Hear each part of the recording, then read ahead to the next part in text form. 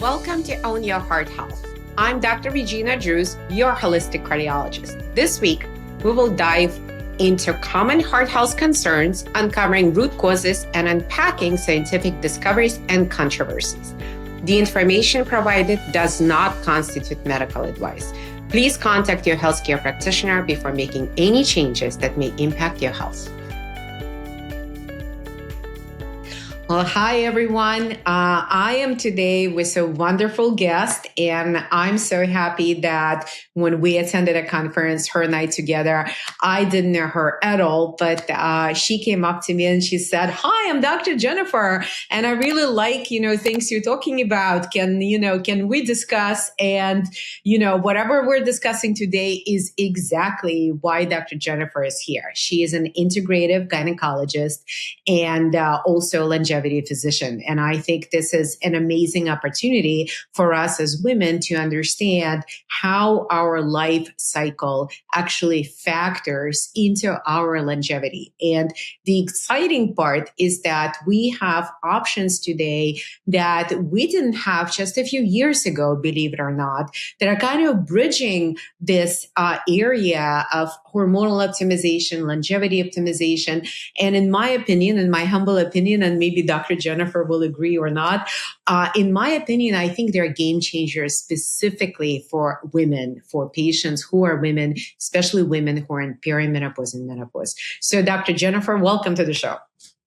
Thank you. I'm so excited to be here. And yes, you're a gem. That's why I approached you. I mean, integrative cardiology, those are hard to find. Who knew, right? Well, yeah. I wish there were more integrative cardiologists. We're actually training some people to be integrative cardiologists, so it's always good. So, Jennifer, I'm going to ask you the same question I ask all of my guests. How did you grow up to be an integrative gynecologist? Yeah, I kind of have a unique story in that no one on both sides of my family even graduated from high school. Wow. So I kind of was raised in a very traditional Italian family where you were to get married, have babies. My mom and dad got married at 16 and 17 and never finished high school or went to college. So I grew up kind of an unusual military kid that was like, I don't know what I'm supposed to do when I get older, I guess. And so at 17 or 18, I'm like, well, I don't have a boyfriend, so that path's not going to work out for me. Cannot really start making babies if there is no boyfriend or husband, There's right? No boyfriend. Yeah. So I was like, I don't know, I'll try this college thing. And unfortunately, I didn't have the support of my big family or anything. They just kind of were like, okay, you do you. And so I kind of fumbled my way into medicine and decided that I really liked helping people and liked science and became an OB-GYN because it's a cool specialty where you can be a part of people having babies. You see them through the whole lifespan, which is amazing. And then you start taking care of their daughters and then their mothers. And so it just became such a cool specialty to me. And I entered integrative world when I was struggling with infertility. And I had a patient who was exactly the same situation as me. She couldn't get pregnant. She went to fertility doctors. They kind of blew her off and said, well, you'll be fine. You're young. It'll all work out, which is what happened to me as well. Mm-hmm. And ultimately, I kind of ran my own labs and realized I had PCOS and Hashimoto's. Wow. My thyroid antibodies were 1,000. Wow. And my TSH was totally normal.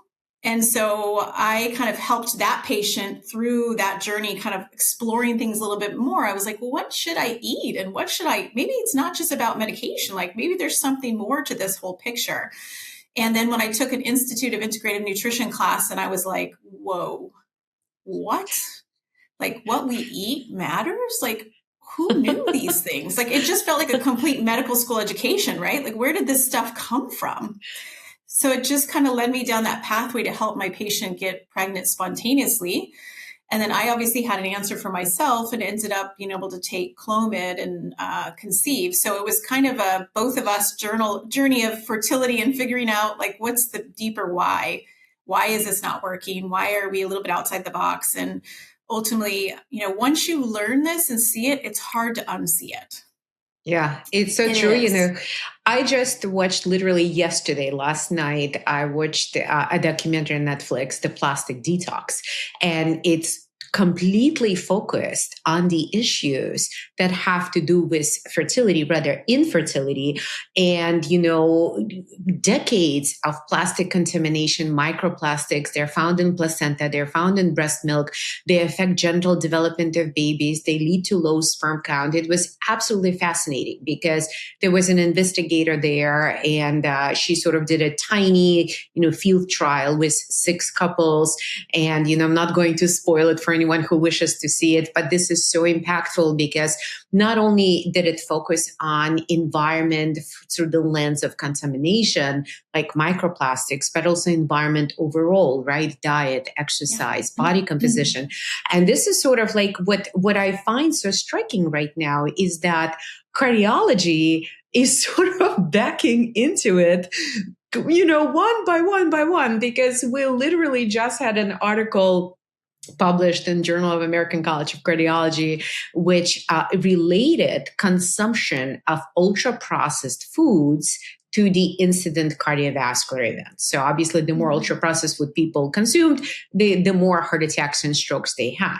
But the fascinating part was that they used this index called NOLA, which actually looks at food processing, but not at the ingredients themselves. So it puts certain foods that we would consider healthy into that ultra-processed category, which is mind-boggling. So no wonder patients are, and us, we're confused about what is the nutritional strategy that we should really, provide to patients, and kind of seeing this overall lens. So you mentioned thyroid. So as an integrative gynecologist, what is your framework, I would say, for hormonal balance or hormonal optimization?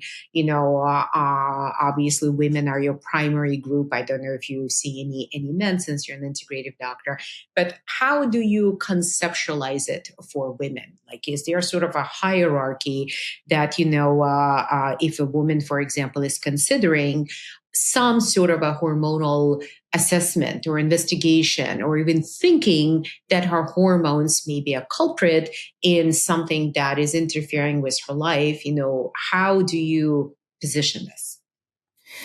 Yeah, I think mostly patients come to you saying that, well, I think I have a hormonal imbalance. I think something's wrong with my hormones. And they're typically referring to sex hormones. So they're referring to estrogen, progesterone, and sometimes testosterone. Not every woman realizes that's in that category as well, because we've sort of demonized testosterone, unfortunately. So it's not always recognized as part of there.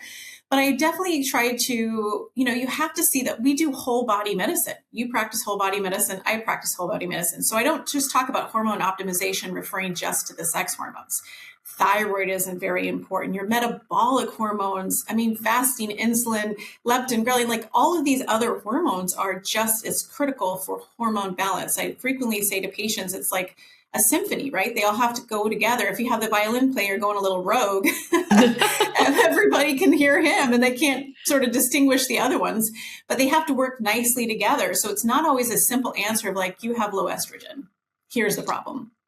Right. Why do you have that? And so in our type of medicine, we're always the why seekers.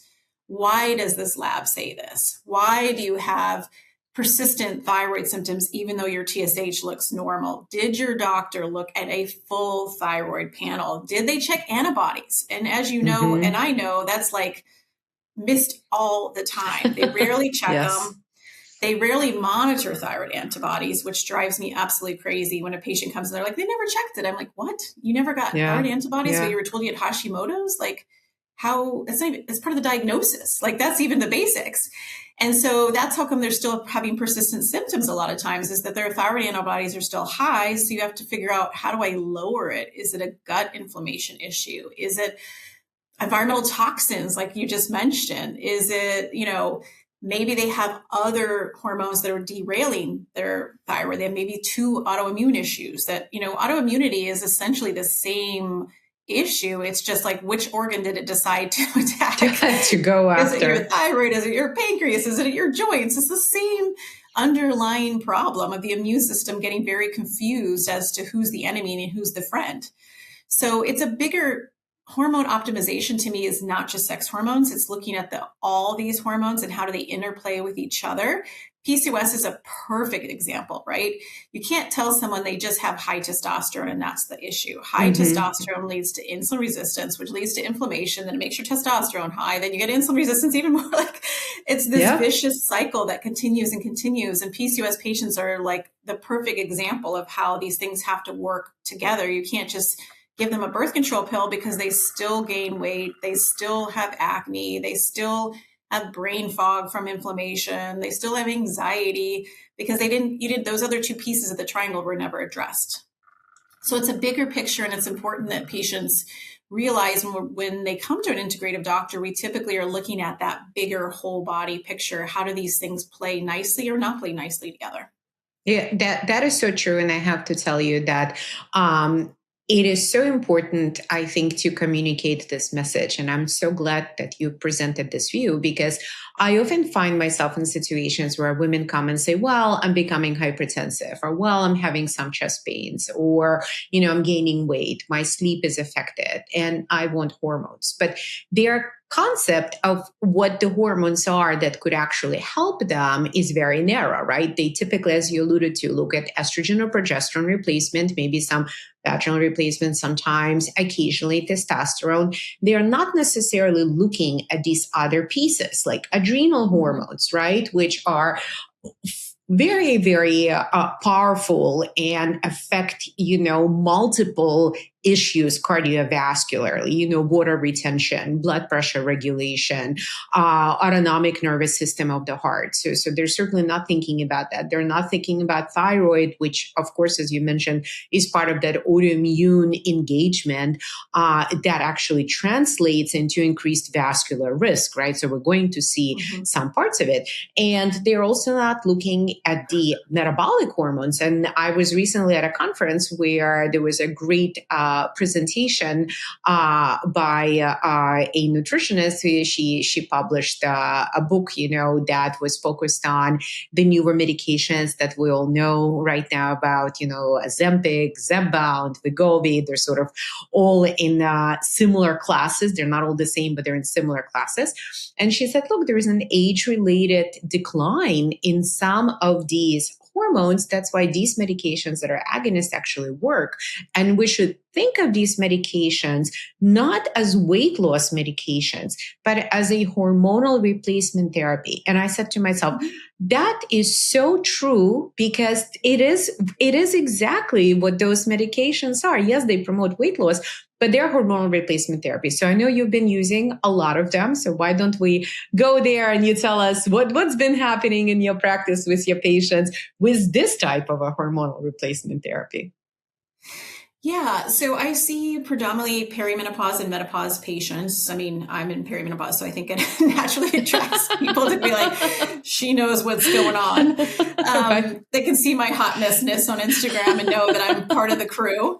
And so, so these are, this is a unique population that's now having insulin resistance, inflammation. Their estrogen is now not the boss of those hormones anymore because they're losing estrogen, right? I often describe to patients that insulin is like it's like the bouncer at the bar, right? It determines, does this glucose go in to make energy or does it go store? But right. you need the bar manager, which is estradiol, to tell insulin what to do, right? So if you don't have the bar manager anymore, the person's like, she's cute, she's not cute. Like they're making their own decisions, which is not good. So with insulin resistance, inflammation, and lowering estrogen, you have this cascade where it leads to weight gain. And women will tell you, I'm doing everything. I am eating clean. I am exercising. I'm doing these things. I will say a lot of people don't recognize the muscle effect, right? They will say I'm working out, but then are you really doing resistance training because you're losing muscle? That's a whole nother conversation, but they're there. And so when the GLPs became just explosion of using them a couple of years ago, I started having patients saying, well, I don't qualify because I don't make the BMI for my insurance, but I think I might want to try it. And so with the world of compounding, the ability to essentially prescribe it to off-label to people who are, the insurance wouldn't cover, they don't meet the criteria for obesity, I started doing that. I started saying, let's give you these small doses, because again, the clinical trials for approval were on obesity and diabetics, right? They're not the same population.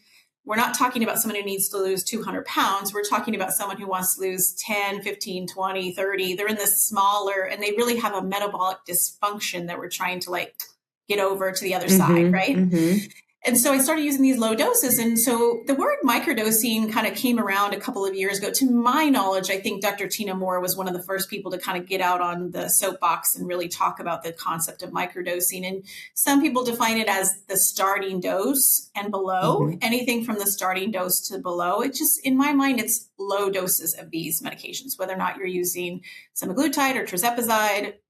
It's low dose because, again, I'm not trying to achieve the same dosaging that you would do for someone who's diabetic and needs to lose 200 pounds. I don't need to go up, up, up, up.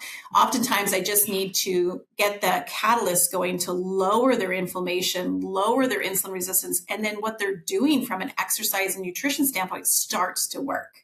Right. So let's unpack this for a second because I want to make sure that listeners are aware of certain things. So compounding pharmacies are allowed to provide medications that have ingredients that are active ingredients in FDA approved medications. And during certain circumstances, like for example, shortages, and we had a number of shortages with these medications, with semaglutide, for example, Ozempic, compounders were completely free to go ahead and provide these active ingredients in compounded medications. Compounded basically means that they sterilely put ingredients together. And, of course, it doesn't come in a preloaded pen. And so it opens an opportunity to manipulate the dosages of the medications.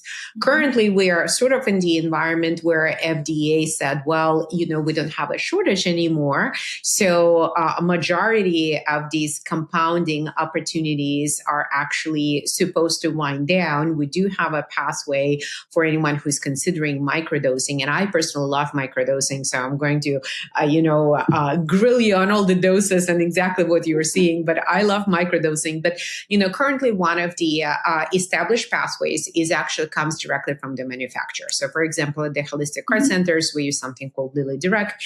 And Lilly Direct is, Eli Lilly produced tirzepatide, which comes in the brand name is Zepbound. And Lilly Direct allows us to get vials, and the vials then, because we can withdraw from a vial a different amount depending on patient needs, you can call it microdosing, right? Because this is everything which is below the starting dose is what technically would be described as microdosing. Now, this is a use of FDA approved medication off label. So most of the time when when your practitioner is advising you for microdosing, this is exactly what they will be doing. This is, as physicians, we could use medications off label, and this medication is FDA approved. So Jennifer, when it comes to microdosing, there's a lot of opinions. There is Noom, for example, that is advertising microdosing on television. So, but and I've spoken to different people and, my doses versus your doses versus their doses. What specifically, let's say when you are referring to microdosing, what agent are you using? What is your starting dose or doses? And what are the circumstances or kind of sort of patient types where you would go forward with this strategy, either as an add-on to what you're already doing, or maybe an initial strategy to get a patient into a better place health-wise?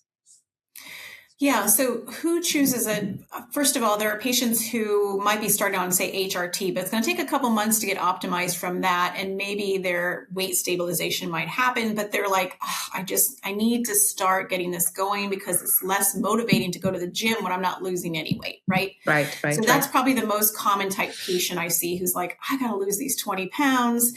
I know the HRT is going to kick in and work to help me, but right now I just want to get going. And so the first question always is this for weight loss or is this for another indication? Because I do also use it for off-label I have a couple of patients who have binge eating disorder, and the decrease of food noise has drastically changed their life. So I need to use very small doses for them because it's not about weight loss.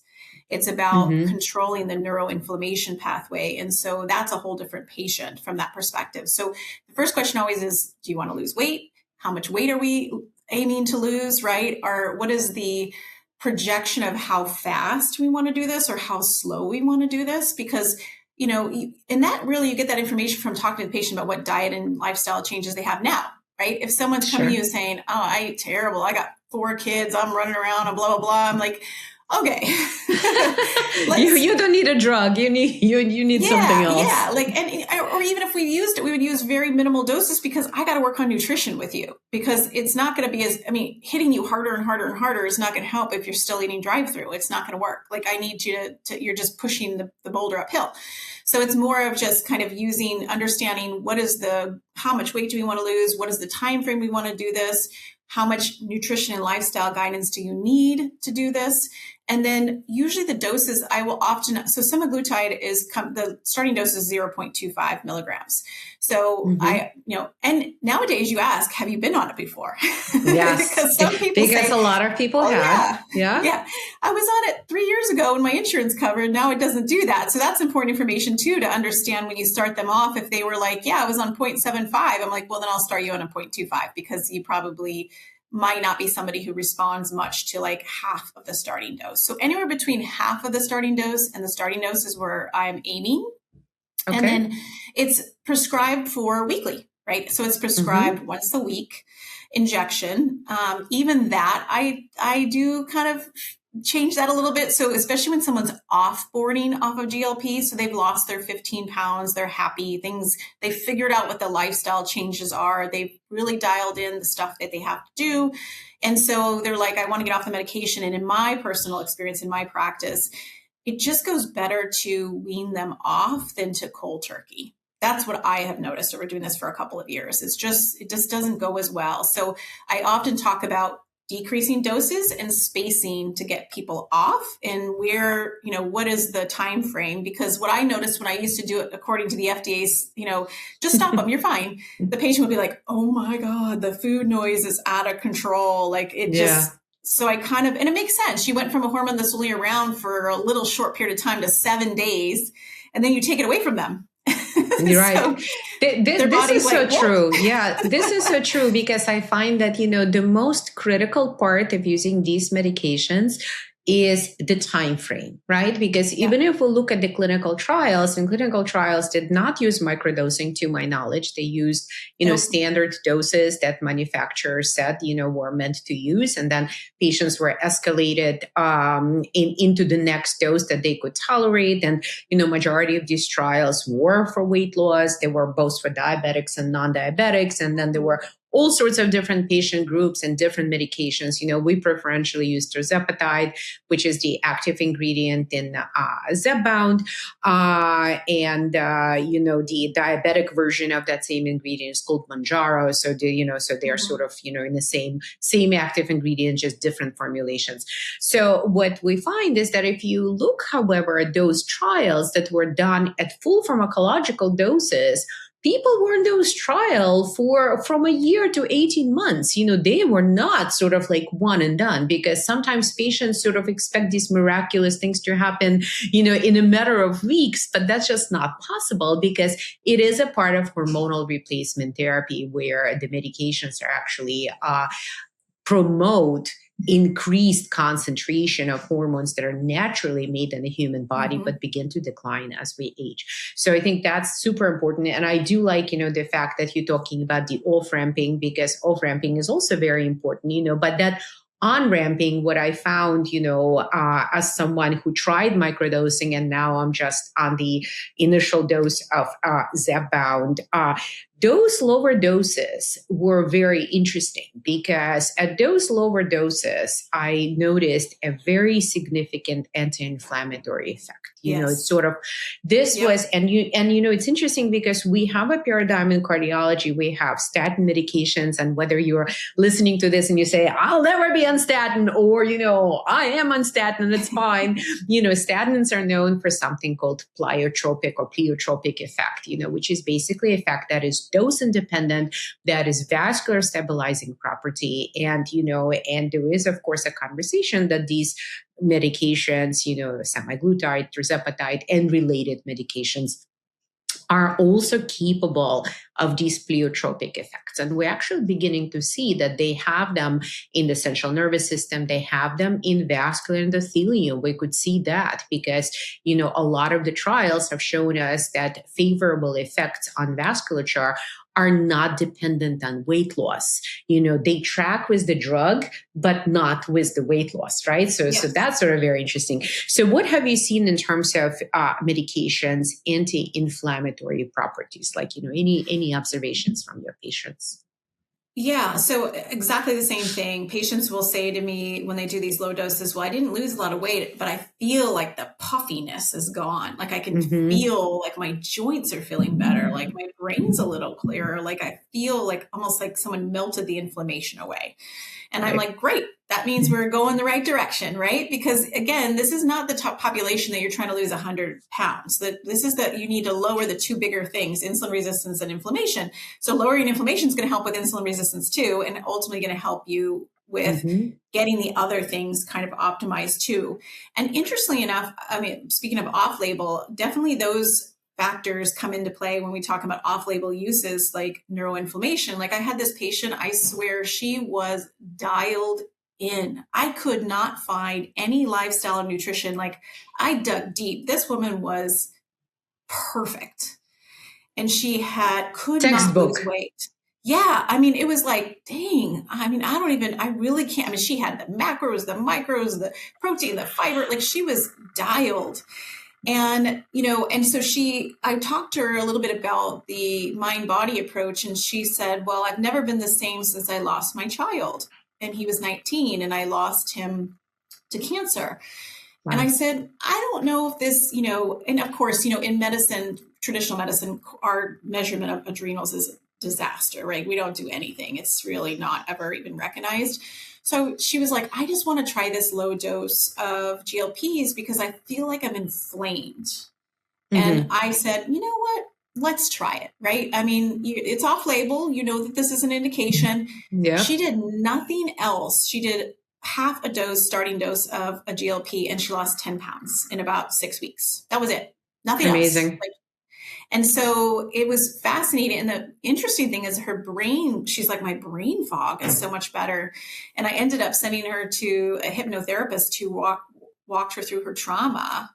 And then she maintained it off of GLPs. But she needed this like push to kind of like see. She was like, I've never been open to being able to fix this trauma that I've gone through. And I just felt like my brain was ready for it. And it was amazing. Like, and this is this sort of, unseen that we don't know a lot about yet about the inflammation cascade related to GLPs, but we do know we see it all the time, right? We see patients who are benefiting from the neuroinflammation. They're like, oh, my asthma's better. Is that normal on a GLP? Oh, it is my and Crohn's also arthritis. I'm not using, I'm not using these like, immunobiologic medications anymore because I feel like my gut's better. Is that normal? And I'm like, well, I mean, we know it lowers inflammation. We just don't understand how much and how much it can fix. I mean, diabetics are a perfect example of the whole indication of the medication, right? They see so many other things, not just blood sugar control and lowering their A1C, but they're also like, oh, weird. My other comorbidities are a little better. Is that normal? Well, so I think that brings up an interesting point because we don't necessarily focus in traditional medicine. We certainly do it in integrative medicine, but in traditional medicine, we don't sort of focus on tissue level dysfunction, right? No. And kind of, I remember a long time ago, a very experienced functional medicine physician said that in traditional medicine, we look for issues with tissues, and in functional medicine, we look for tissues with issues, or some variation of that saying. But you sort of get an idea is that we take this systems biology approach, which is the foundation of functional and integrative medicine, and we try to connect the dots. And I think it is absolutely interesting for me personally, also from my patient experiences, is that the medications at the lower doses, first of all, the weight loss with your patient is not typical of low dose medications. Usually the much higher doses are required. But what I find is that this cessation of food noise, even if you weren't really fully preoccupied with food before, right? You weren't really thinking about it before, but you would go about your day, you get hungry, you start to eat. This modification of how full you feel opens up the opportunity to actually assess your food choices, make right food choices, incorporate more exercise, because all of a sudden, the acuity of that signal that, oh, I need to eat right now is not the same anymore. That's what I found very empowering. And, what we're finding in cardiology is that these medications actually work by reducing heart cardiac events, which, we still are trying to figure out why. The major thinking right now is that it's actually independent of weight loss because there is a cardiometabolic remodeling going on. And some of the cardiometabolic remodeling has the tissue level evidence because, for example, with heart failure with preserved ejection fraction, we know that these medications are very impactful because they actually seem to turn off that epicardial adipose tissue or EAT that sort of sits on top of the heart and burrows inside the heart muscle, and secretes all sorts of, bad mediators. The medication seems to reduce its volume, seems to turn off that inflammatory signal. So this is really amazing. So are you aware then of any studies that somehow looking at microdosing? Because I tried to search medical literature and, try to find it. And there is no more than just sporadic reports like here and there. Yeah, there's some observational kind of studies that you can see, but really our gold standard of medicine is always randomized controlled trials, right? And no, I am not, I have no doubt that Eli Lilly will decide to, because, they've already kind of gotten into the game of trying to now have direct to consumer pay. I have no doubt that they will launch themselves into a microdosing or a low dose, low dose option, separate population kind of thing. I don't know why they wouldn't. But no, it's more, it's more anecdotal. It's more observational studies. It's not anything that we would consider sort of gold standard of medicine. But again, that's what those drugs were FDA approved for, right? They were FDA approved for obesity and diabetes. They're not FDA approved for perimenopause and weight gain. So it's not kind of the population that they spent time, on. So I hope it would be great to understand how do we use it for, especially in these high inflammatory conditions, right? If we can get them off these biologics and give them, not do colectomies for these GI, if we could do all these different things, how great would it be? But I don't know where that's going. I think I would feel like Eli Lilly would be the company that would probably go down that rabbit hole to try to figure it out as to what are the other indications, as even over time, they've added more right now, sleep apnea, now fatty liver, now, and I know that the Wegovy trial didn't go so well for Alzheimer's and for dementia issues, but again, that was oral, not injectable. You and I are talking primarily about injectable medications. Yes. Yeah. And the oral medications, I did use them a long time ago. They didn't really work. So I stopped prescribing the orals. But again, the new one is like 25 milligrams, right? It was 3 milligrams before. So this is a whole nother, other arena. Yeah. But I have to say that, since you and I are both integrative physicians, I think it's important also to mention is that the use of these medications truly shines as part of a structured program. And, I think that what we're able to do, what I'm seeing is that when we work with patients to really optimize their insulin sensitivity, to provide appropriate nutritional strategy. And sometimes it's not just, we eat this, don't eat that, but it's more of a dynamic strategy because we assess, how the body is changing, how metabolism is changing and providing information based on that. And, medications then become an opportunity to enhance these results. But they're certainly not something that I would say, only use medication, don't do anything else. Because number one, you're not going to get as deep of a result as you will with a more structured foundational maneuvers, diet, exercise, sleep, stress, of course. Number two, you will probably need higher doses and have higher side effects. So that's another interesting part that at least I observed, that when patients are in the structured program, we usually can get away with lower doses, obviously depending on patient goals. And number three, when these medications do end up being tapered off, and I don't believe that people should be on them continuously except for some very specific indications. Once these structured skills with nutrition, stress management, exercise are in place, there is an opportunity to maintain the health objectives, whether it was reducing inflammation or weight loss or all of these together. So are you seeing a similar trend, or do you have patients, for example, say, no, doc, just give me the drug and, I'm just going to inject and go run and do what I want to do? Yes, and my answer to them is I'm sure you can get it online then, because I don't allow patients in my practice just with anything. I wouldn't let them manage their own high blood pressure medicine or their own, diabetic medication. And, that's the downside to this, is there's a million online companies, there's med spas. I mean, gosh, seems like gyms these days have it like a little bit like a drug dealer around the corner.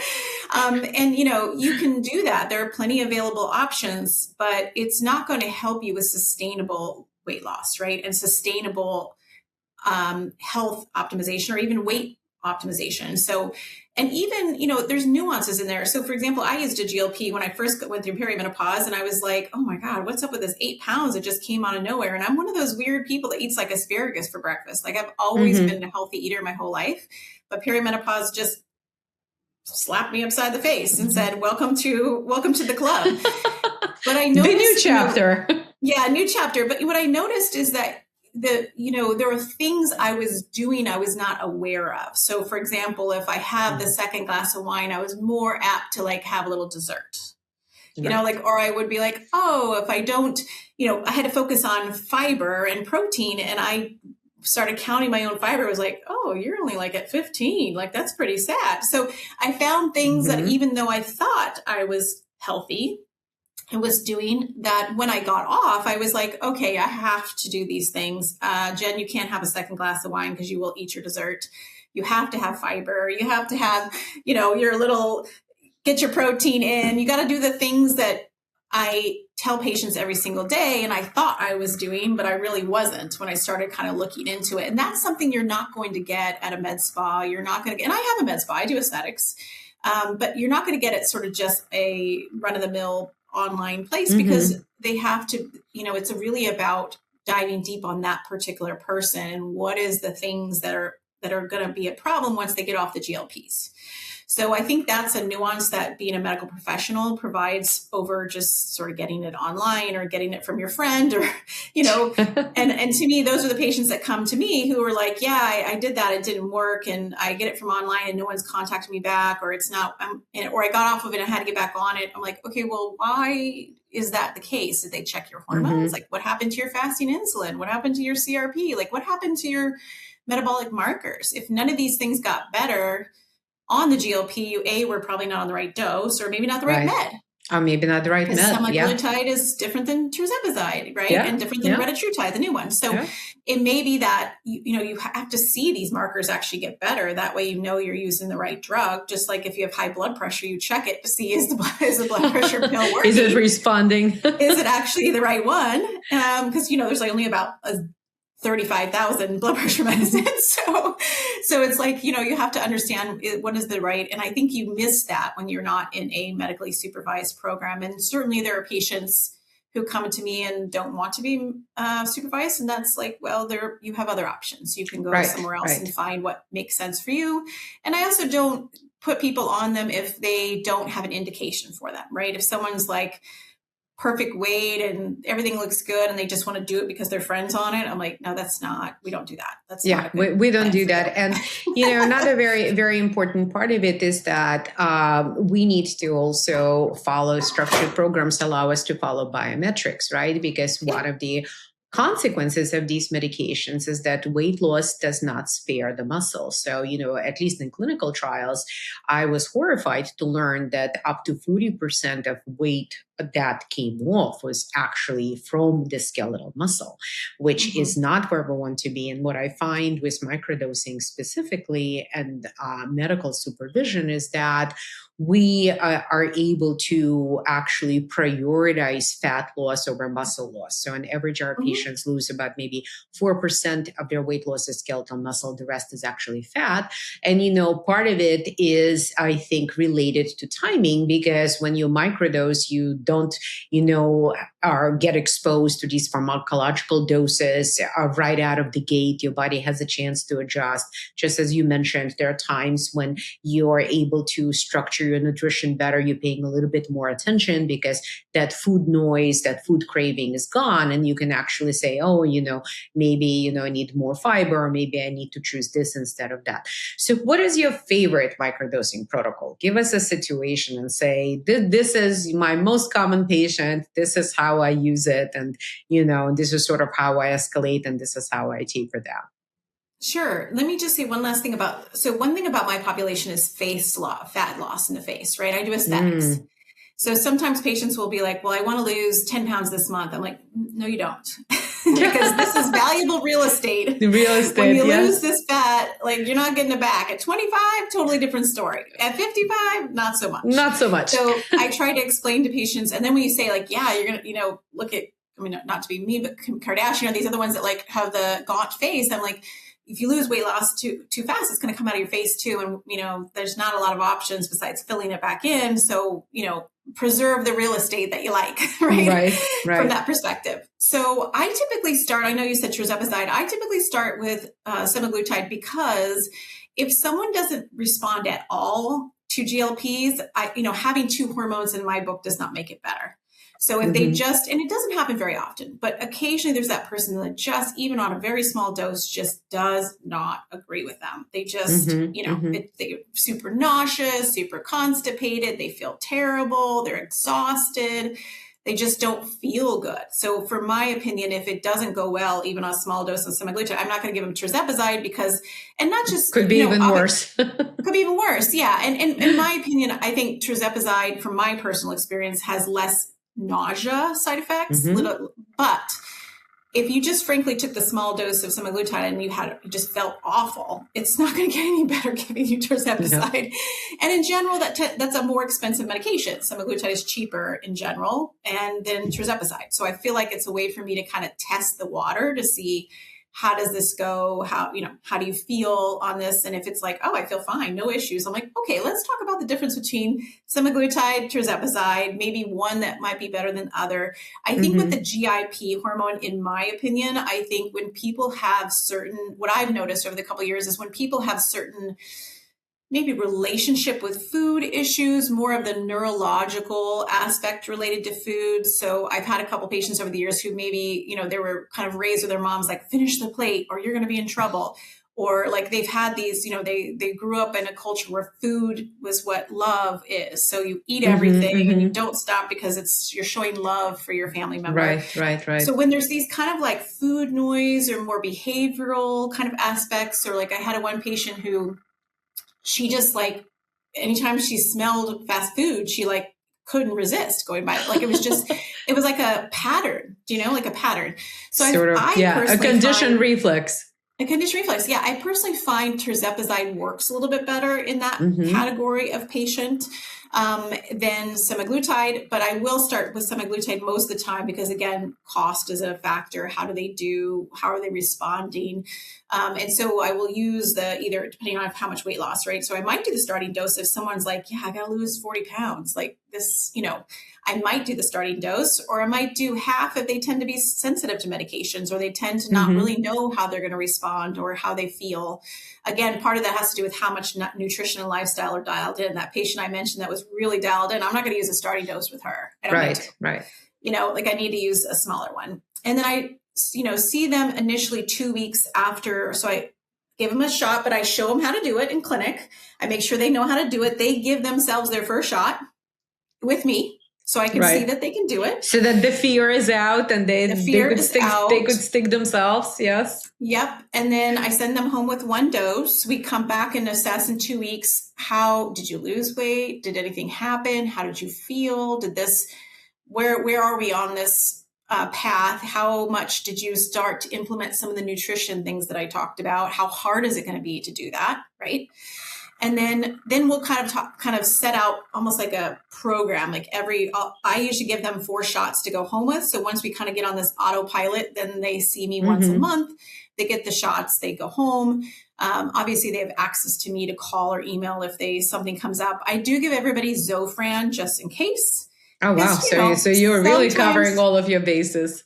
Well, sometimes someone gives themselves a shot and then 3 days later they get the flu.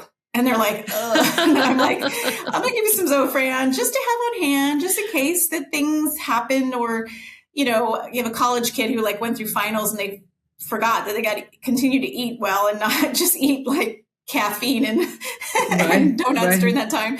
So I do give Zofran just as a backup in case there's an issue that they get nauseous. And Zofran is the anti-nausea medication. Anti-nausea medication. Yes. Obviously have a very good conversation about constipation, fiber, making sure you're going. Don't wait 3 to 5 days and then be in trouble. It's not going to get any better. You need to be proactive about your bowel movements. And then, at that 4-week mark, I'll talk about, should we be going up? Should we stay the same? What is the rate of weight loss over that last month? We're, again, saving some valuable real estate. If you lost 6 pounds in the first month, I might slow you down a little bit because I want to keep that valuable real estate going. And talking about how long do we think we'll be on this medication? And then do we want to talk about how an offboarding will go? Usually on month 2, I kind of say, this is what I typically do with patients for offboarding when you get to that point. But when we get closer, we can talk about how to do offboarding because that can be done very differently too. Some patients space it out. Some people decrease dose and space it out. I actually have a couple of patients who do maintenance therapy. So they take a shot every 3 weeks to 4 weeks, and it just keeps their inflammation at bay, and they can they feel better. Now, that is very off-label, right? That is not something in any way that's being looked at or studied, but it just seems to work. But believe it or not, it seems to work. And, even if you read conventional medical literature, the advice from the experts, let's say obesity experts who use these medications is that we go as fast or as slow as a patient is capable of going, right? It's, what I always tell my patients, it is not a race. It is not a competition. There is no brownie points and, escalating your dose because a month had gone by. You may decide to stay in the same dose for another month and see how you feel because these are all opportunities, and it is a form of hormonal replacement because these hormones that these medications are potentiating because they're agonists. That's what is meant by that. These hormones are naturally getting produced in our body. So since we can't really measure them, we don't really know where each person technically is. So we're kind of, guessing based on what manufacturers told us and trials told us the dose is supposed to be, but each person ultimately becomes his or her guide in this process. And, and I honestly think that the slower we go, the better patients respond because again, that opportunity to really dial in your lifestyle, dial in your nutrition, lower inflammation, the consistency of it without relying on very high doses, I think is super important. So sounds like, and so how often, let's say, sounds like you're sort of going in those 90-day cycles. So do you repeat them, let's say once or twice a year, or, or let's say, or if somebody ended up on the maintenance dose, will they eventually come off entirely? Or do you feel that some amount of medication still needs to be in their system, even though it's not really at these pharmacological doses? Yeah. So I say the majority of people off board, completely off medications, right? Because they've figured out what are the answers to why they're having this weight resistance. Maybe they're a perimenopause, menopause woman. Now they're on hormones and they feel great and things are working better. Now they're doing fiber. Now they're doing protein. Now they're doing weightlifting. Now they're getting good sleep. Now they're decreasing their alcohol. Like they're doing all the things and now it's working. The couple of patients who do maintenance, I personally check in on them every 6 months. And I explain to them, if you want dose adjustment, that becomes medical supervision again. Like this becomes a relationship, again, we need to be seeing each other frequently. We need to be watching your labs. We need to, on my patients anyway, I check their biomarkers every 6 months regardless. So it kind of comes with the territory anyway. But for the maintenance patients, then yeah, I check in with them every 6 months. If nothing has changed, usually I mail them the vial from the pharmacy, which, from a pharmacy that they know their dosing that lasts for 6 months, and they can do it. They've been doing it for several months. So they know how to take care of how to draw up the medication. So that's how I do the maintenance patients. Now the people who so if someone was seeing me for 2 to 4 weeks and it's like, this is not working, then that's when we have the conversation about flipping drugs, right? Tirzepatide may be a better option for you. It may be that, that this is not working, or it may be that we're missing something in your metabolic labs too. Like maybe our thyroid isn't quite dialed in, and so it's not working efficiently. I mean, in some ways, GLPs are a little bit like the icing in a way, because you can't give someone a GLP and then their thyroid is way out of whack. It's not going to work. Right. You can't give them a GLP and, and their hemoglobin A1C is 12. Like, it's just, it's not going to go that fast. So it's going to have to be, this is an icing, right? An icing on the cake to do that. So you have to make sure the foundation stuff is still there. So that's why I think supervision is so important, because you want to make sure the other pieces are lining up too, and that their hormones are getting optimized, their thyroid's getting optimized, their metabolic markers are better, like all those things are continuing to improve. And then that's how they notice the GLPs are working even better. And so that's why we sometimes even scale down and say, you were on 0.25 and, you lost 6 pounds last month and your hormones look beautiful. All these labs, will scale down because you are now, these things are working. So it's a personalization, and that's what we're lacking sometimes in those other avenues where you can't personalize something if you're doing just mass quantities in a spa. You know what I mean? I agree. And I think, this point is so impactful, and I feel like it's actually not being discussed enough.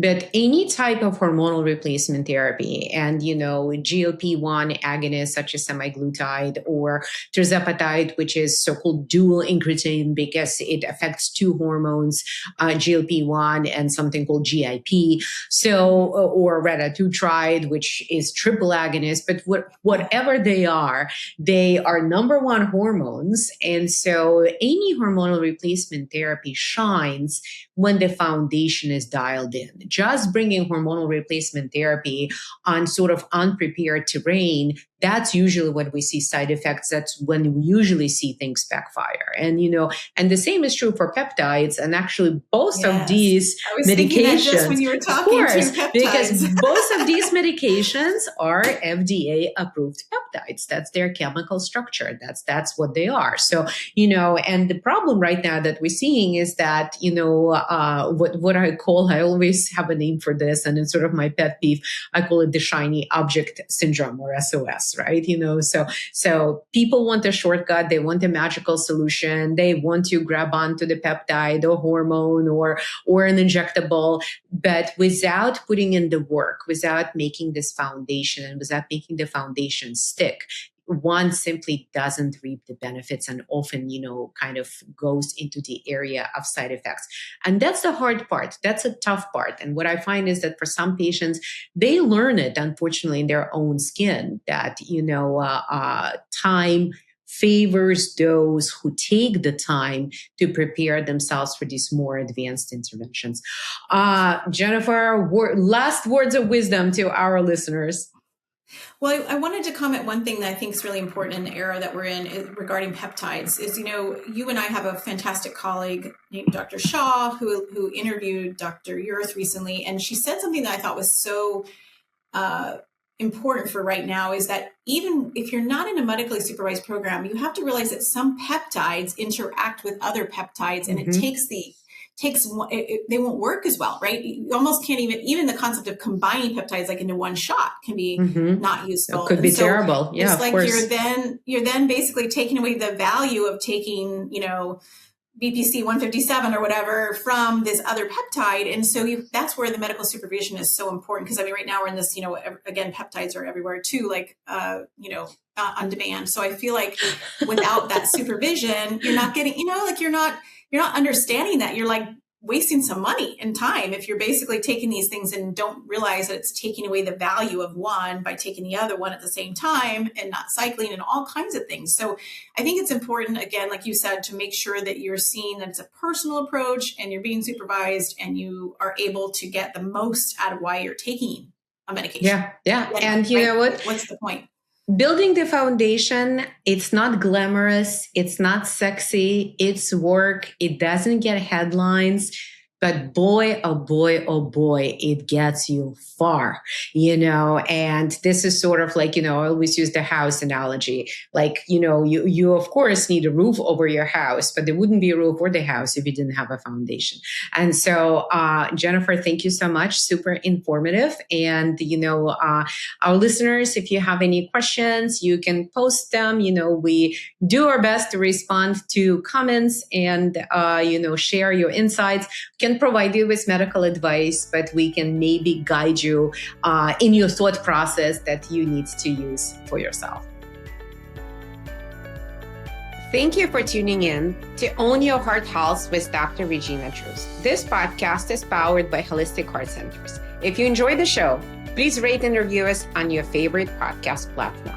To learn more about our services, visit holisticheartcenters.com and subscribe to our YouTube channel. The link is in the show notes. See you next week.